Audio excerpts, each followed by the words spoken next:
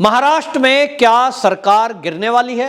ये इसलिए सवाल उठाया क्योंकि उद्धव ठाकरे, उनकी गर्दन की हड्डी की सर्जरी हुई है और वो अपने मंत्रिमंडल के लोगों से नहीं मिल रहे हैं। और जब सदन की कार्रवाई चल रही है तो वो सदन में भी उपस्थित नहीं है।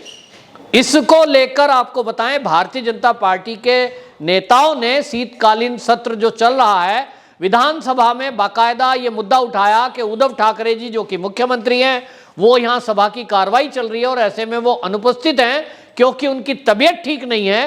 तो वो बेशक ना आए, अपना चार्ज मुख्यमंत्री का अपने बेटे को दे सकते हैं या किसी और विश्वास पात्र मंत्री को सीएम बनाकर सत्ता को चला सकते हैं। इस पर आपको बताएं, संजय राउत ने कटाक्ष करते हुए पीएम मोदी को घेरा और उन्होंने कहा कि मोदी जी तो बिल्कुल फिट हैं, लेकिन वो संसद में कितने दिन आते हैं इसका हिसाब बताइए, क्योंकि उत्तर प्रदेश में वो 8 दिन थे जब सदन चल रहा था। अब वो इस तरह की बातें क्यों कर रहे हैं ये समझ से परे है। उद्धव ठाकरे जी जितनी बातें हमने देखी पूरा कोविड के टाइम में, हमने देखा है वीडियो कॉन्फ्रेंसिंग के जरिए ही वो अधिकारियों से बात कर रहे थे, वीडियो कॉन्फ्रेंसिंग के जरिए ही वो मंत्रियों से बात कर रहे थे और ऐसा इसलिए हो रहा था क्योंकि उनकी वास्तव में तबीयत खराब है। अब ऑपरेशन हुआ है तो डॉक्टरों की सलाह होगी और शरीर भी अलाउ नहीं कर रहा होगा, लेकिन सवाल यह है कि उद्धव ठाकरे किसी दूसरे को मुख्यमंत्री क्यों नहीं बना रहे। इसके पीछे जो महाराष्ट्र की राजनीति को समझते हैं उन्होंने और भारतीय जनता पार्टी ने बाकायदा ये कटाक्ष किया है कि उद्धव ठाकरे को विश्वास नहीं है कि अगर मैं मुख्यमंत्री पद से हटा तो ये सरकार रहेगी, क्योंकि बाकी दलों के लोग मुख्यमंत्री बनने के लिए आगे आएंगे और वो अपना दावा पेश करेंगे जिससे आपस में झगड़ा बढ़ेगा, सरकार गिरेगी। इसको लेकर बात कर रहे हैं। लेकिन संजय राउत है कि वो पीएम की तुलना करते हैं और वो ये तक कह जाते हैं कि उत्तर प्रदेश में तो अब बीजेपी नहीं आएगी, केंद्र में भी परिवर्तन होगा। और वो दलील देते हैं, वो उदाहरण दे रहे हैं पश्चिम बंगाल का।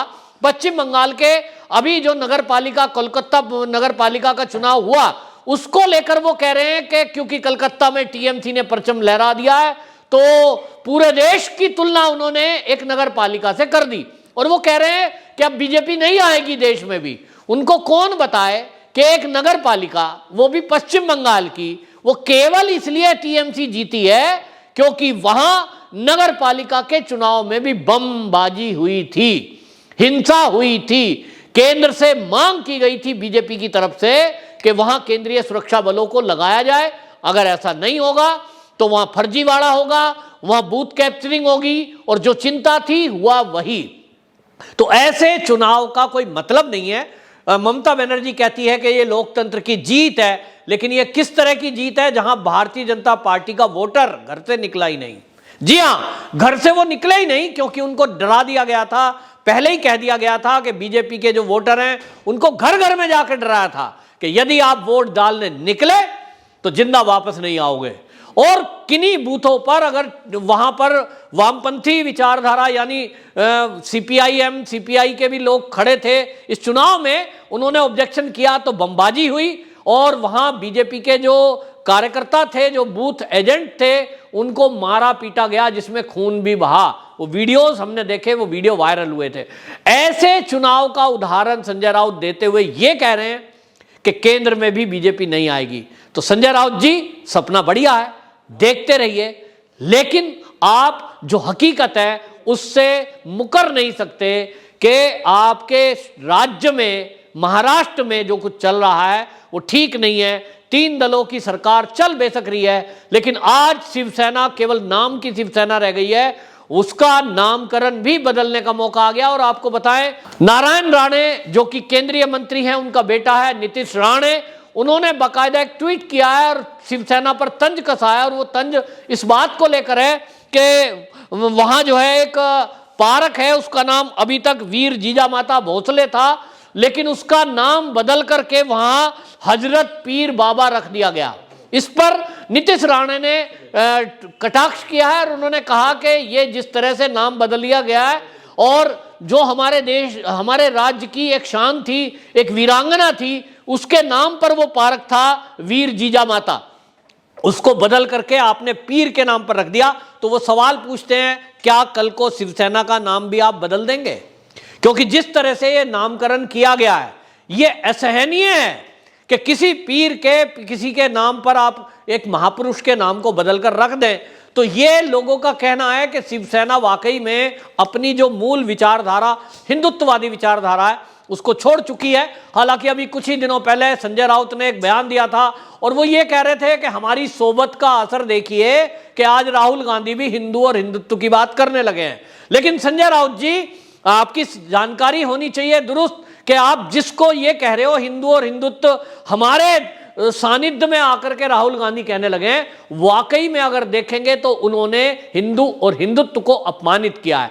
राहुल गांधी का जो बयान था वो हिंदुत्व के लिए गाली थी। सीधा सीधा उन्होंने डेफिनेशन देते हुए भी कहा कि एक तरफ हिंदू है, एक तरफ हिंदुत्व है। जो हिंदुत्व है वो पीठ में छुरा घूंपता है, जो हिंदुत्व है वो झूठ बोलता है, वो असत्य पे चलता है। और इस तरह से उन्होंने हिंदुत्व को कई बार गाली दी है। वो इसको कई बार बोल चुके। आपकी दोस्ती हुई है, अच्छा तो यह रहता संजय राउत जी कि आप दोस्ती बता रहे हैं तो आप राहुल गांधी को समझाते कि हिंदू और हिंदुत्ववादी तो शिवसेना है, शिवसेना की मूल विचारधारा है, बाला साहब ठाकरे जी के विचार हैं। और बाला साहब ठाकरे जी के पुराने क्लिप, पुरानी वीडियो जरा राहुल गांधी को सुनवाते, जिसमें उन्होंने ये कहा था कि जिस दिन शिवसेना अपनी मूल विचारधारा को छोड़ देगी उसका कांग्रेसीकरण हो जाएगा, मैं इस पार्टी को खत्म कर दूंगा। बाला साहब ठाकरे जी ने तो यह कहा था। आप इसे खत्म करने के बजाय इसका कांग्रेसीकरण करने में लगे हैं। आप जो महाराष्ट्र की आन बान शान रहे महापुरुष हैं उनके नाम हटाकर आप पीरों के नाम पे रख रहे हो। तो आप आक्रमणकारी जो हैं, हमारे देश को लूटने वाले, हत्याएं करने वाले, उनके नामों पर रखोगे क्या? महाराष्ट्र के महापुरुष जो हैं उनका अपमान होगा क्या? कांग्रेस के कार्यकर्ता को हमने देखा छत्रपति शिवाजी महाराज की मूर्ति के ऊपर चप्पल लेकर चढ़ते हुए हमने देखा। नवाब मलिक जो कि अल्पसंख्यक कल्याण मंत्रालय है, मंत्रालय चला रहे हैं, उन मंत्री को हमने छत्रपति शिवाजी महाराज का जयघोष करने वाले लोग सारे जयघोष लगा रहे थे सिवा एक व्यक्ति के जिसका नाम है नवाब मलिक। तो नवाब मलिक जयघोष नहीं लगा रहा था। इसका मतलब क्या है कि छत्रपति शिवाजी महाराज की जय कहने में उनको अपमान महसूस हो रहा है। वो किसकी जयकारा लगाना चाहते हैं? औरंगजेब की जय या बाबर की जय? किसकी जयकारा लगाएंगे? शायद उनको इसमें आपत्ति नहीं है, लेकिन वो छत्रपति शिवाजी महाराज को अपना महाराज, अपना आइकॉन मानने को तैयार नहीं है। ऐसी सरकार चलाओगे?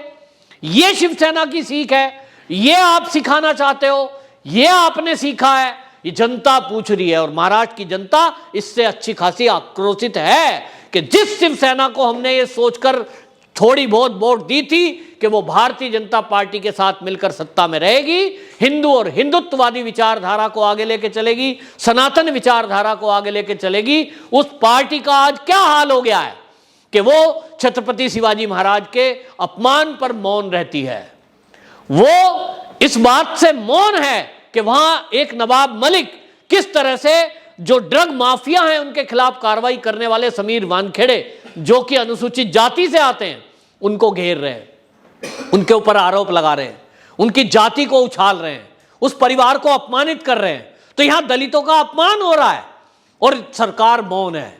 संजय राउत जी मौन है, उद्धव ठाकरे जी मौन है। तो यहां हो क्या रहा है कि इस देश में महाराष्ट्र के अंदर जनता महाराष्ट्र की ये देख रही है कि नवाब मलिक अपने विभाग के तहत अपनी कम्युनिटी के अपराधियों को भी बचाने का काम कर रहे हैं और दूसरी तरफ वो अपमानित कर रहे हैं, छत्रपति शिवाजी महाराज को नारा लगाने को तैयार नहीं है।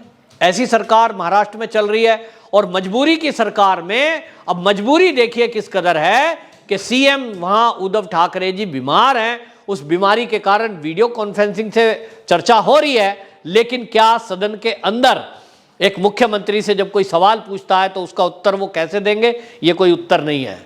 ठीक है, आप टेम्परेरी भी किसी को चार्ज दे सकते थे, लेकिन वो जैसा कि नीतीश राणे ने कहा, जैसा कि बीजेपी के और लीडरों ने कहा और बीजेपी के जो वहाँ के अध्यक्ष हैं, बाकायदा आपको बताऊं चंद्रकांत पाटिल, उन्होंने भी इस बात को सवाल उठाया। उन्होंने कहा है सीधा सीधा कि ये जो शिवसेना है उद्धव ठाकरे जी को किसी भी अपने लीडर पर विश्वास नहीं है। यहां तक कि अपने बेटे को भी वो मुख्यमंत्री की कुर्सी नहीं देना चाहते, क्योंकि उन्हें पता है कि मुख्यमंत्री के नाम पर अगर कोई बदलाव की बात आई तो तीनों दलों में इसकी होड़ मचेगी कि हम बैठेंगे और हम बैठेंगे।